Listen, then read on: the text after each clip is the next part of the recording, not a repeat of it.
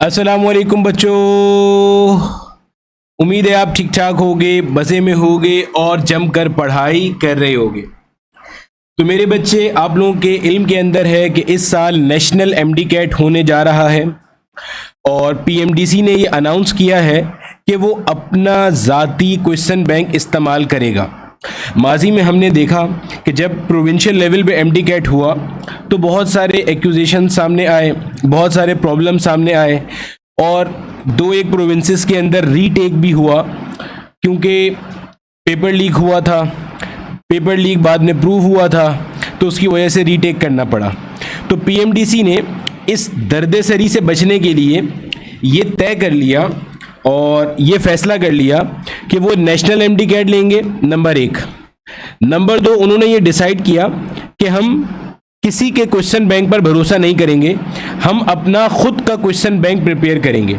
यानी कि इस दफ़ा जो क्वेश्चन बैंक होगा जिससे पीएमसी वाले या पीएमडीसी वाले, अब तो पीएमडीसी या पीएमसी नहीं है, पेपर लेगा, वो उनका अपना पीएमसी का अपना क्वेश्चन बैंक होगा, पीएमडीसी का अपना क्वेश्चन बैंक होगा। अब सवाल ये पैदा होता है कि सर इसका सिलेबस क्या रहेगा। तो मेरा बेटा, सिलेबस के हवाले से जहन में रखिएगा कि एक यूनिफाइड सिलेबस है जो कि ऑलरेडी पीएमडीसी वाले पब्लिश कर चुके हैं। आपको वो पूरा का पूरा सिलेबस इस वीडियो की डिस्क्रिप्शन में भी मिल जाएगा, तो मैं वो सिलेबस भी अपलोड कर दूंगा। उसके अकॉर्डिंग आपने अपनी तैयारी करनी है। अब सवाल पैदा होता है कि सर हम किताब कौन सी पढ़ें। तो मेरे बच्चे, यूनिफाइड सिलेबस है, आप किसी भी बोर्ड की किताब पढ़ सकते हो। जो मैं बैच में अपने बच्चों को रिकमेंड करता हूँ, मैं वही आपको भी रिकमेंड कर देता हूँ। देखो मेरे बच्चे, जो आपने किताब पढ़नी है ना, आप 2 किताबें पढ़ो। एक आप अपने प्रोविंस की किताब पढ़ो। भाई जैसे मिसाल के तौर पे एक बच्चा है जिसका पंजाब का डोमिसाइल है, तो उसको दाखला तो पंजाब में ही मिलेगा, ऐसे ही है, पंजाब में दाखला मिलेगा, तो वो पंजाब की किताब पढ़े और साथ ही साथ एक और प्रोविंस की किताब पढ़ ले ताकि उसको दूसरा फ्लेवर रहे। जैसे पंजाब वाला साथ में सिंध वाले की किताब पढ़ ले, या साथ में बलूचिस्तान की किताब पढ़ ले, या फेडरल की किताब पढ़ ले, या केपीके की किताब पढ़ ले। सिमिलरली सिंध वाला अपने साथ बलूचिस्तान की किताब पढ़ ले, ठीक है। कोई से 2 की किताब पढ़ लो तो एक और प्रोविंस की किताब आप पढ़ लो। और यही सेम चीज़ मैं अपने बच्चों को भी रिकमेंड करता हूँ। आप सब भी मेरे अपने ही बच्चे हो तो मैं आपको सेम सलाह दे रहा हूँ। सही हो गया। अब सवाल पैदा होता है कि सर फिजिक्स के लिए हम क्वेश्चंस की कहाँ से प्रैक्टिस करें, क्योंकि जाहिर है हम में से हर बच्चा चाहता है कि हमारे सामने जो क्वेश्चन आए क्वेश्चन पेपर के अंदर वो हमारा पहले से देखा हुआ हो। तो मेरे बच्चे, इसका तरीका है बहुत सारे क्वेश्चंस की प्रैक्टिस करना। बहुत सारे क्वेश्चंस की प्रैक्टिस करने के लिए मैं आपको कैसे हेल्प कर रहा हूँ। देखो 2021 के अंदर, 2021 के अंदर जब पीएमसी था, पीएमडीसी नहीं था, पीएमसी था, तो उन्होंने अपने पेड प्रैक्टिस टेस्ट निकाले थे। पेड प्रैक्टिस टेस्ट, ये कोई 36 के करीब टेस्ट थे जो उन्होंने अपलोड किए थे, क्योंकि 2021 और 2020 के अंदर नेशनल लेवल पे एमडी कैट हुआ था। तो पीएमसी का जो अपना क्वेश्चन बैंक है वो समझ लो एक तरह से ये पेड प्रैक्टिस टेस्ट है, तो इनकी आपने लाजमी प्रैक्टिस करनी है। तो ये जो अभी मैं सीरीज शुरू कर रहा हूं, इसमें मैं फिजिक्स का portion in paid practice test का आपके साथ सॉल्व करा रहा हूँ। अब आपने करना क्या है, ये सबसे पहले तो आप ये जहन में रखो कि ये पीएमसी के अपने क्वेश्चन बैंक से उठकर आए हुए क्वेश्चन हैं। नंबर 2, ये वो पेड प्रैक्टिस टेस्ट हैं जो पीएमसी ने खुद रिलीज किए थे 2021 में जब नेशनल एमडी कैट हो रहा था। तो इसको आपने प्रैक्टिस करना है ये सोचकर कि ये पीएमसी का क्वेश्चन बैंक है और इससे हमने कॉन्सेप्ट्स हासिल करने हैं। पढ़ा हुआ आपने यकीनन सब कुछ होगा, तो इस चीज़ को आपने ख्याल कर लेना है, इस चीज़ को आपने जहन में रख लेना है, ठीक है। तो नंबर 2, आपके पास माजी के अंदर 2 दफ़ा नेशनल एमडी कैट हुआ है। एक 2020 के अंदर जो कोविड वाला साल था और एक 2021 के अंदर। 2020 के अंदर एक सिंगल पेपर आया था पूरे पाकिस्तान में, वो मैं आपको सॉल्व कराऊंगा। सिमिलरली 2021 के अंदर इन्होंने टैबलेट वाला सिस्टम किया था, यानी कि जो आपके पास स्टूडेंट्स थे, हर एक स्टूडेंट को इन्होंने बैंक्वेट में बुलाया था। टैबलेट बेस, यानी कि आप कह लो कंप्यूटर बेस्ड टेस्ट हुआ था। कंप्यूटर नहीं था, बस वहाँ टैबलेट था, टैबलेट के अंदर इनका सॉफ्टवेयर था और उसमें क्वेश्चन आ रहे थे। तो मैं वो 2021 के जो रिक्रिएटेड क्वेश्चन है, यानी कि जो बच्चों ने आकर हमें बताया कि सर ये पूछा गया, ये पूछा गया, ये पूछा गया, वो मैं आपको सॉल्व कराऊंगा। 2 सोर्सेज हो गई, पेड प्रैक्टिस टेस्ट इंशाल्लाह हम कोशिश करेंगे मैक्सिमम सॉल्व करें। फिर 2020 और 21 के जो पेपर हैं। इसके अलावा मेरा बेटा हम क्या सॉल्व करेंगे, हम चैप्टर वाइज एमसीक्यू सॉल्व करते हुए जाएंगे, यानी कि हर चैप्टर के हम 100-120 के करीब एमसीक्यू सॉल्व कर रहे होंगे, जो कि ये मेक श्योर करेंगे कि हमारी हर चैप्टर की अच्छे से प्रैक्टिस हुई हुई हो। हर वो चैप्टर जो पीएमटीसी ने डाला है, यानी कि जो पहले नहीं था और अब है, उनकी भी, वेक्टर्स की भी, ऑल्टरनेटिंग करंट की भी, और जो फ्लूइड्स का चैप्टर डाला है उसकी भी। 3 सोर्सेज हो गई। और मेरे बच्चे चौथे नंबर पे, अगर आप में से कोई बच्चा ऐसा है कि जो ये सिलेबस पढ़ता है या ये टॉपिक देखता है और उसको लगता है कि यार मेरे कोचिंग सेंटर में या मेरे पढ़ाने वाले टीचर ने मुझे ये टॉपिक स्किप करा दिया, तो भी कोई मसला नहीं है। आपको फिजिक्स के लेक्चर्स के लिए बिल्कुल परेशान होने की ज़रूरत नहीं है। हर वीडियो की डिस्क्रिप्शन में आप जाके देखोगे तो आपको एमडी कैट के जो लेक्चर्स हैं फिजिक्स के हवाले से, नेशनल एमडी कैट के जो लेक्चर्स हैं, सारे बोर्ड्स की किताब को मिलाकर बनाए गए, वो उनका आपको लिंक डिस्क्रिप्शन में मिल जाएगा। और ये वो लेक्चर्स हैं मेरे बच्चे जो मैंने इस साल अपने जो बैच के बच्चे हैं उनको दिए हैं। मतलब ये कोई अलग से लेक्चर्स नहीं है, जो हमारे बैच के बच्चे हैं उनको मैंने यही सेम लेक्चर्स पढ़ाए हैं जो आप लोगों के लिए मैंने अपलोड कर दिए हैं। जाहिर है बैच के अंदर और भी बहुत सारी चीज़ें होती हैं, केमिस्ट्री होता है, बायो होता है, इंग्लिश होता है, एलआर होता है, एकेयू के लिए मैथ्स रीजनिंग होती है, इसके अलावा टेस्ट होते हैं, डाउट सिस्टम होता है, एफएलपीज होते हैं। लेकिन कटिंग इट शॉर्ट, अगर आपको सिर्फ फिजिक्स में मसला है तो उसके लिए कोई टेंशन लेने की ज़रूरत नहीं है। वो सारे लेक्चर्स मैंने आपके लिए फ्री ऑफ कॉस्ट अपलोड कर दिए हैं, सारा प्रैक्टिस मटेरियल भी अपलोड कर दिया है। आप सिर्फ डिस्क्रिप्शन में जाओगे और जाके देखोगे क्लास 11 के लेक्चर्स की अलग प्लेलिस्ट है, क्लास 12 के लेक्चर्स की अलग प्लेलिस्ट है। जब आप क्लास 11 की प्लेलिस्ट में जाओगे तो हर लेक्चर की डिस्क्रिप्शन में, हर लेक्चर की वीडियो को प्ले करोगे उसकी डिस्क्रिप्शन में उसका practice material PDF notes available है। सिमिलरली क्लास 12 के अंदर। तो मेरे बच्चे अब हम शुरू करते हैं पेड प्रैक्टिस टेस्ट का सॉल्यूशन। तो आपके सामने पहले प्रैक्टिस टेस्ट 1 आएगा, फिर 2 आएगा, फिर 3 आएगा। आपने हर क्वेश्चन के सॉल्यूशन को अच्छे से नोट डाउन करना है, उसका कॉन्सेप्ट देखना है, आपने तय करना है कि आपको ये आता है या नहीं आता। अगर नहीं आता उसको लिखना है अपने पास, और उसको जो फिजिक्स के लेक्चर्स अपलोड किए हुए वहां से जाके आपने क्लियर करना है। आप इन लेक्चर्स को इस अंदाज से भी देख सकते हो कि आपको पता चल जाए कि आपकी तैयारी नेशनल लेवल के एमडी कैट के लिए अच्छी है या नहीं है। तो नेशनल लेवल के लेक्चर्स देखो और तय कर लो कि आपकी तैयारी अच्छी है या नहीं है।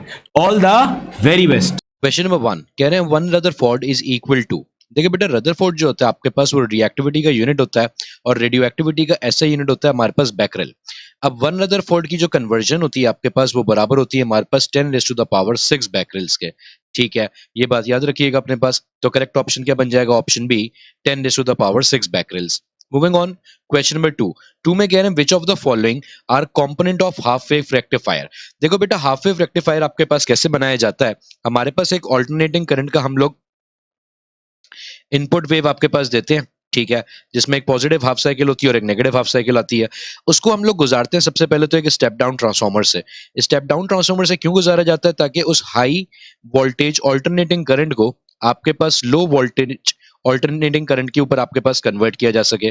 तो पहले तो स्टेप डाउन ट्रांसफार्मर से गुजारते हो, उसके बाद फिर एक डायोड लगाया जाता है, ठीक है जी, और डायोड के बाद आपके पास लगाया जाता है लोड, जो कि उसको रिसीव करता है उसके डीसी आउटपुट को आपके पास। तो अब अगर हम देखते हैं तो ट्रांसफार्मर भी शामिल है, बी लोड रेजिस्टेंस भी शामिल है, सी पावर सप्लाई, ये जो ऑल्टरनेटिंग करंट वेव आ रही है कहां से आ रही है, पावर सप्लाई से आ रही है, तो ये भी शामिल है। तो करेक्ट ऑप्शन क्या बन जाएगा आपके पास इस तरह से, option D all of these.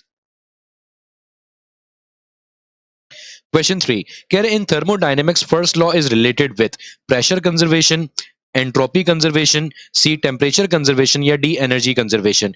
देखिए बेटा फर्स्ट लॉ आपके पास क्या होता है कि heat energy can neither be created nor it can be destroyed. इसको ना ही आप क्रिएट कर सकते हो, ठीक है जी, ना ही इसको क्या कर सकते हो, डिस्ट्रॉय कर सकते हैं, लेकिन इसको अदर फॉर्म्स ऑफ एनर्जी में हम लोग कन्वर्ट कर सकते हैं। अगर अदर फॉर्म्स ऑफ एनर्जी में कन्वर्ट कर सकते हैं तो ये सिंपली हमारे पास किसका प्रिंसिपल बन गया, एनर्जी कंजर्वेशन का। तो करेक्ट ऑप्शन हो जाता है हमारे पास option D energy conservation. Moving on, question 4 कह रहे हैं beta decay means emission of electron from. Electron में आप इलेक्ट्रॉन आपके पास कहां से निकलता है बीटा डिके के अंदर? बीटा हम लोग फास्ट मूविंग इलेक्ट्रॉन्स को तो कहते हैं, लेकिन वो इलेक्ट्रॉन इमिट कहां से हो रहा होता है? तो ये बात याद रखिएगा बेटा, रेडियो एक्टिविटी का मतलब होता है कि एक ऐसा स्पॉन्टेनियस इमिशन प्रोसेस जिसमें न्यूक्लियाई ऑफ एन एटम जो होते हैं वो अनस्टेबल होते हैं और वो अपने अंदर से अल्फा, बीटा और गामा रेज एमिट कर रहे होते हैं। तो इसका मतलब बीटा रेज जो निकल रही है वो कहां से निकल रही है? न्यूक्लियस से निकल रही है। और कैसे न्यूक्लियस से निकल रही है? जो कि आपके पास रेडियो एक्टिव होता है। तो रेडियो एक्टिव न्यूक्लियाई जो होते हैं वो आपके पास बीटा एमिशन करते हैं। तो करेक्ट ऑप्शन हो जाएगा option A, radio active nucleus. Moving on, question 5 कह रहे हैं the atmosphere around the earth is held by. देखो कभी आप ये सोचो कि आपके पास अर्थ के ऊपर जो एटमॉस्फेयर है यानी कि जो गैसेस हमारे पास मौजूद हैं वो यहीं पे क्यों स्केप करके हमारे पास स्पेस में क्यों नहीं निकल जाती? वो गैस के मॉलिक्यूल्स हमारे पास यहाँ पे कौन रोक के रखता है? चूंकि आपके पास बेटा जो गैस के मॉलिक्यूल्स हैं है तो वो भी मैटर ही। अगर वो मैटर है तो हर मैटर को दूसरा मैटर क्या करता है? अपनी तरफ अट्रैक्ट करता है। ये हम लोगों को न्यूटन भाई ने बताया था अपने लॉ ऑफ ग्रेविटेशन के अंदर। सही है, तो अर्थ भी एक मैटर है, ठीक है, गैस के मॉलिक्यूल्स भी एक मैटर है। तो earth as a matter, gas के मॉलिक्यूल्स एज अ मैटर को क्या करता है? अपनी तरफ अट्रैक्ट करता है, जिस फोर्स को हम कहते हैं फोर्स ऑफ ग्रेविटेशन। और यहाँ पे आंसर क्या हो जाएगा फिर आपके पास sir? Option C, gravity. Moving on, question number 6 कह रहे हैं आपसे the property of bending of light around obstacles. अगर किसी ऑब्स्टिकल के अराउंड लाइट आपके पास जाती है तो वहां पे हमारे पास बेंड हो जाती है, बस शर्त ये कि आपके पास उस ऑब्स्टिकल का जो साइज है वो वेवलेंथ ऑफ लाइट के कंपेरेबल हो, ठीक है। तो वहां पे बेंड हो जाती है। और आगे कह रहे हैं and spreading of light waves into the geometrical shadow of an obstacle is called. ये किस चीज की डेफिनेशन लिखी हुई है सर? ये डायफ्रैक्शन की डेफिनेशन लिखी हुई है कि लाइट का किसी भी ऑब्स्टिकल के अराउंड बेंड हो जाना, ठीक है, या फिर आपके पास किसी ऑब्स्टिकल के अराउंड ज्योमेट्रिकल शैडो फॉर्म करना, ये आपके पास प्रोसेस कहलाता है डायफ्रैक्शन, ठीक है। मूविंग ऑन, क्वेश्चन नंबर 7 कह रहे हैं ऐसा unit of resistivity is. Resistivity होती है रो और उसका फॉर्मूला बनता है हमारे पास R A divided by L. ये फॉर्मूला हम लोग निकालते हैं R is equal to rho L divided by A से। अब अगर इस फॉर्मूले के अकॉर्डिंग हम देखें, रेजिस्टेंस का यूनिट होता है हमारे पास ओम, एरिया का होता है मीटर स्क्वायर और लेंथ का हमारे पास होता है मीटर। तो अगर मैं मीटर से मीटर को कैंसिल कर दूंगा तो ये बच जाएगा हमारे पास सिंपली क्या? Ohm metres. जिसका मतलब रेजिस्टिविटी का यूनिट क्या आ गया आपके पास? Ohm metres, which is option B, ठीक है जी। मूविंग ऑन, क्वेश्चन 8 में कह रहे हैं the study of electric charges at rest. Electric charges को नॉर्मली हम इलेक्ट्रो से रिप्रेजेंट करते हैं बेटा, ब्रांच ऑफ फिजिक्स के अंदर आपके पास। और एट रेस्ट, रेस्ट का मतलब आपके पास क्या हो गया? स्टैटिक। तो ये कौन सी ब्रांच बन जाती है हमारे पास? Electrostatics, which is option B. Question number 9 में आपसे कह रहे हैं which group consist only of electromagnetic waves. इनमें से कौन सा ऐसा ग्रुप है जो कि सिर्फ और सिर्फ इलेक्ट्रोमैग्नेटिक वेव्स पे मुश्तमिल है? ए में हमसे कह रहे हैं माइक्रोवेव्स, रेडियो वेव्स और इंफ्रारेड वेव्स। ये आपके पास आंसर करेक्ट आंसर है, क्योंकि ये तीनों आपके पास जो है ये इलेक्ट्रोमैग्नेटिक रेडिएशंस होती हैं। इनमें से कोई सी भी वेव ऐसी नहीं है जिसको मीडियम की जरूरत होती है आपके पास ट्रेवल करने के लिए। तो करेक्ट ऑप्शन हमारे पास बनी कौन सा जाता है? नीचे जाने की हमें जरूरत ही नहीं है। करेक्ट ऑप्शन हमारे पास बन जाता है option A, microwaves, radio waves and infrared waves. लेकिन फिर भी अगर हम देखें तो बी के अंदर आपके पास ये साउंड वेव आ रही है। ये जो साउंड वेव होती है बेटा, साउंड वेव आपके पास इलेक्ट्रोमैग्नेटिक नहीं होती, इसको मीडियम की जरूरत होती है। और यहाँ पे वाटर वेव्स जो आ रही हैं, ये वाटर वेव्स को मीडियम जो चाहिए होता है वो होता है वाटर। तो इसका मतलब आपके पास ये भी इलेक्ट्रोमैग्नेटिक नहीं होते, ये दोनों मैकेनिकल होते हैं। तो करेक्ट ऑप्शन इसी तरह से ले दे के क्या बच जाता है हमारे पास? ऑप्शन ए, ठीक है। मूविंग ऑन, क्वेश्चन नंबर 10 कह रहे हैं a motion with constant velocity can be represented on displacement time graph bye.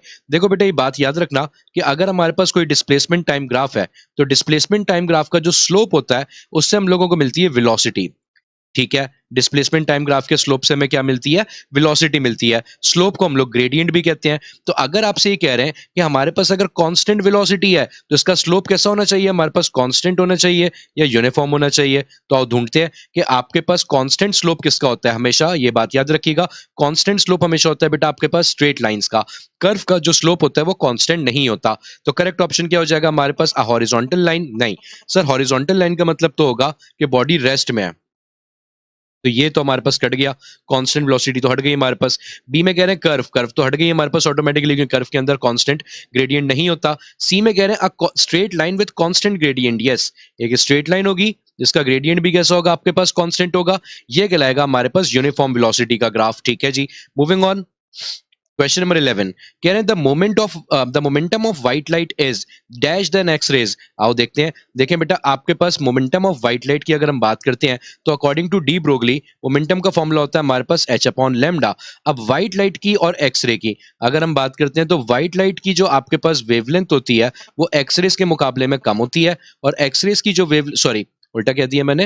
White light की जो वेवलेंथ होती है बेटा, चूंकि white light is composed of different colours, तो ये हमारे पास होती है 400 से लेके 700 नैनोमीटर्स तक, ठीक है। और अगर एक्सरेज की बात की जाए तो एक्सरेज की वेवलेंथ हमारे पास आती है एंगस्ट्रॉम्स में, जिसकी वजह से हम ये कहते हैं कि एक्सरेज की वेवलेंथ छोटी है और व्हाइट लाइट की वेवलेंथ क्या है, बड़ी है। ठीक हो गया। तो जिसकी वेवलेंथ कम होगी उसका मोमेंटम हमारे पास क्या हो जाएगा, ज्यादा हो जाएगा आपके पास सिंपली। तो एक्सरेज की वेवलेंथ कम है तो एक्सरेज का मोमेंटम ज्यादा हो जाएगा, और व्हाइट लाइट का मोमेंटम क्या हो जाएगा, कम हो जाएगा। तो करेक्ट ऑप्शन क्या बन जाएगा, ऑप्शन ए, लेस। ठीक है जी। मूविंग ऑन, क्वेश्चन नंबर 12 कह रहे हैं magnetic flux is a dash product. बेटा मैग्नेटिक फ्लक्स जो होता है ये आपके पास एक डॉट प्रोडक्ट होता है मैग्नेटिक फील्ड इंटेंसिटी और वेक्टर सरफेस एरिया के दरमियान। अगर ये डॉट प्रोडक्ट है सर, तो डॉट प्रोडक्ट का दूसरा नाम क्या होता है सर, आपके पास स्केलर प्रोडक्ट। क्योंकि डॉट प्रोडक्ट या स्केलर प्रोडक्ट का मतलब होता है दो वेक्टर्स की ऐसी मल्टीप्लिकेशन जिसका आंसर क्या निकल के आएगा, आपके पास एक स्केलर क्वांटिटी। तो करेक्ट ऑप्शन हो जाता है हमारे पास ऑप्शन ए, स्केलर प्रोडक्ट होता है ये। ठीक है जी। क्वेश्चन नंबर 13 कह रहे हैं the efficiency of a diesel engine is. बेटा याद रखने वाली वैल्यू है, ये बात याद रखिएगा कि नॉर्मली जो हमारे पास गैसोलीन इंजन होते हैं, जिसको हम लोग पेट्रोलियम इंजन भी कहते हैं या पेट्रोल इंजन भी कहते हैं आपके पास, इनकी जो एफिशिएंसी होती है ये तकरीबन रेंज करती है 25 से लेकर 35% तक आपके पास। जबकि अगर हम डीजल इंजन की बात करें तो डीजल इंजन की एफिशिएंसी आपके पास रेंज करती है 40 to 50%। ठीक है, ये पेट्रोल इंजन से ज्यादा एफिशिएंट होते हैं। तो करेक्ट ऑप्शन क्या हो जाता है हमारे पास, ऑप्शन डी, 40 to 50%। ठीक है जी। मूविंग ऑन, क्वेश्चन नंबर 14 कह रहे हैं when north pole of a bar magnet move towards a conducting loop. ठीक है, एक हमारे पास ये कंडक्टिंग लूप आ जाता है। फॉर एग्जांपल एक बार मैग्नेट का नॉर्थ पोल उसकी तरफ मूव करता हुआ जा रहा है। जब उसकी तरफ मूव करता हुआ जा रहा है तो मैग्नेटिक लाइंस इंक्रीज होंगी, मैग्नेटिक फ्लक्स चेंज होगा, और इस लूप में एक ईएमएफ इंड्यूस हो जाएगी। And according to Lenz law इस ईएमएफ की जो डायरेक्शन होगी ये आपके पास ऑपोजिट होगी। ठीक है, ऑपोजिट किसकी होगी आपके पास, to the cause of its production. अगर ऑपोजिट होगी to the cause of its production, जिसका मतलब ये आपके पास ऑपोजिट होगी जो मैग्नेटिक फील्ड इसको अप्रोच कर रही है। अगर अप्रोच करने के ऑपोजिट होगी तो ये बन जाएगा नॉर्थ पोल और ये बन जाएगा साउथ पोल। ठीक है, अगर ये नॉर्थ पोल और साउथ पोल बन जाता है आपके पास तो आप सिंपली क्या करें, राइट हैंड ग्रिप यूज करें, अपना थंब रखिएगा नॉर्थ पोल की डायरेक्शन में अपने पास। ठीक है जी। और आपकी जो मैग्नेटिक फील्ड होगी इस तरह से, या फिर हमारे पास जो ईएमएफ इंड्यूस होगी इस तरह से, उसकी जो डायरेक्शन है वो हम लोग कैसे बताएंगे, हमारी जो फिंगर्स हैं वो किस डायरेक्शन में कर्ल हो रही हैं। हमारी अगर हम लोग थंब इस डायरेक्शन में रखते हैं बेटा तो आपके पास जो फिंगर्स हैं वो आपके पास कर्ल हो रही होती हैं इस तरह से एंटी क्लॉकवाइज। ठीक है, राइट हैंड की। ये बात याद रखना है कि कौन से फिंगर्स को यूज करते हो आप अपने पास, सिंपली राइट हैंड की। तो राइट हैंड की जो फिंगर्स की डायरेक्शन है वो हमारे पास एंटी क्लॉकवाइज कर्ल हो रही होगी। फिर अगर एंटी क्लॉकवाइज कर्ल हो रही है सर तो इसका मतलब करेक्ट ऑप्शन क्या हो गया हमारे पास, anti clockwise sense, which is option B. ठीक है जी। मूविंग ऑन, क्वेश्चन नंबर आपके पास आ जाता है 15 कह रहे हैं a set of atoms in an excited state decays. Excited state के अंदर अगर कोई एटम है तो वो डिके करता है। क्यों? क्योंकि एक्साइटेड स्टेट में बेटा ज्यादातर कोई भी एटम आपके पास नहीं रहता। एक्साइटेड स्टेट की जो आपके पास लाइफ टाइम होती है वो होती है 10⁻⁻⁸ सेकंड्स। और फिर क्या करता है, जो इलेक्ट्रॉन ने फोटोन एब्जॉर्ब किया होता है उस एब्जॉर्ब फोटोन को वो एमिट करता है और नीचे चले जाता है वापसी अपने ग्राउंड स्टेट के अंदर, जिसको हम लोग लोअर एनर्जी शेल्स भी कहते हैं। तो आपके पास सिंपली आंसर क्या हो जाएगा, A, in any general state with lower energy. बिल्कुल ऐसी होता है सर, डिके करके किसी भी स्टेट में चले जाता है जिसकी एनर्जी लोअर होती है उसके मुकाबले में। बी कह रहे हैं in any state when excited by electric field. यहाँ पे तो एक्साइटेशन की बात कर रहे हैं, हम लोगों से तो डिके की बात करिए जिसमें इलेक्ट्रॉन नीचे आएगा। तो बी और सी इस वजह से हमारे पास गलत हो जाते हैं आपके पास, क्योंकि बी और सी दोनों में इलेक्ट्रिक और मैग्नेटिक फील्ड से एक्साइटेशन की बात की जा रही है। तो करेक्ट ऑप्शन हो जाता है आपके पास option A, in any general state with lower energy। ठीक है। Moving on, question 16 कह रहा capacitor of C is capacitance C is connected with resistance R. ठीक है, एक कैपेसिटर है जिसकी कैपेसिटेंस है सी, उसको हमने कनेक्ट करा हुआ एक रेजिस्टर के साथ जिसकी वैल्यू कितनी है आर। कह रहे the time constant of the circuit is. भाई टाइम कांस्टेंट को हम टॉ से रिप्रेजेंट करते हैं बेटा, ये बात याद रखिएगा। और टाइम कांस्टेंट जो होता है ये आपके पास बराबर होता है product of resistance and capacitance के। तो इसका मतलब टाइम कांस्टेंट की वैल्यू किसके बराबर हो जाती है हमारे पास, सिंपली आर सी के। तो करेक्ट ऑप्शन क्या बन जाएगा हमारे पास, ऑप्शन ए, आर सी। ठीक है जी। मूविंग ऑन, क्वेश्चन नंबर 17 कह रहे हैं when brakes of a car are applied angular velocity of a fly wheel reduces from 900 cycles per minute to 720 cycles per minute. तो चेंज कितना आ गया, डायरेक्टली पहले तो चेंज निकाल लेते हैं। 900 साइकिल्स पर मिनट से आपके पास किस में जा रहा है वो 720 साइकिल्स पर मिनट में। चूंकि आंसर में कोई भी नेगेटिव में नहीं गिवन तो मुझे सिर्फ मैग्नीट्यूड चाहिए, इसलिए मैं बड़े में से छोटे को माइनस कर देता हूँ, वरना हम लोग 720 में से 900 को माइनस करके लिख रहे होते। तो ये हो जाएगा आपके पास सर 180 साइकिल्स पर मिनट। ठीक है, तो ये आ गई आपके पास किसकी वैल्यू, डेल्टा ओमेगा की। अच्छा सही हो गया सर। अब साइकिल्स में हमारे पास रेडियंस कितने होते हैं, एक साइकिल में होते हैं सर 2 पाई रेडियन, यानी कि जब एक चक्कर कटता है तो उसमें हमारे पास जो एंगल कवर होता है वो कितना होता है 360 डिग्री या 2 पाई रेडियन। और मिनट से सेकंड में जाना है तो मल्टीप्लाई किससे कर देंगे, सिंपली 60 से। एक अंडे से एक अंडा कट जाएगा पहले तो आपके पास। ठीक है, यहाँ पे हो जाएगा 6 1 6, 6 3 18, तो कितना आंसर आ जाएगा हमारे पास 3 2 6 पाई, और ये किस में कन्वर्ट हो चुका होगा आपके पास, रेडियन पर सेकंड में। तो डेल्टा ओमेगा की वैल्यू आ गई हमारे पास 6 पाई रेडियन पर सेकंड। आगे कह रहे हैं इन 6 सेकंड्स, कितनी देर में हुआ आपके पास ये पूरा काम, आपके पास 6 सेकंड्स में हुआ है। तो पूछ रहे हैं एंगुलर रिटार्डेशन। बेटा अल्फा का फॉर्मूला होता है हमारे पास rate of change of angular velocity, यानी कि हो जाएगा delta omega upon delta T. Delta omega हमारे पास निकल के आया 6 पाई, डेल्टा टी हमारे पास कितना है 6 है, तो 6 से 6 कैंसिल हो जाएगा और क्या बच जाएगा आपके पास पाई रेडियन पर सेकंड स्क्वायर। तो ये कौन सा ऑप्शन है देख लीजिए अपने पास, सर ये हो जाएगा हमारे पास ऑप्शन ए पाई रेडियन पर सेकंड स्क्वायर। ठीक है जी, मूविंग ऑन, क्वेश्चन नंबर 18 में आपसे कह रहे हैं acceleration is always dash for a freely falling body. Acceleration positive होती है, नेगेटिव होती है, जीरो होती है, नन ऑफ दीज होती है। देखो बेटा अब ये तो अब डिपेंड करता है साइन कन्वेंशन के ऊपर। नॉर्मली हमारे पास हम लोग अगर बात करते हैं आपके पास एक फ्रीली फॉलिंग बॉडी के ऊपर, तो फ्रीली फॉलिंग बॉडी की साइन कन्वेंशन दो तरह से लिखी जाती है। एक साइन कन्वेंशन क्या होती है कि जब वो बॉडी ऊपर जाती है अगेंस्ट द ग्रेविटी तो उसकी जी की वैल्यू को हम नेगेटिव ले लेते हैं, और जब वो बॉडी नीचे आ रही होती है तो जी की वैल्यू को हमारे पास पॉजिटिव ले लिया जाता है। ठीक है, एक साइन कन्वेंशन ये होती है कि भाई अपवर्ड वाई एक्सिस को आपके पास हमेशा पॉजिटिव लिया जाएगा और डाउनवर्ड वाई एक्सिस को हमेशा नेगेटिव लिया जाएगा।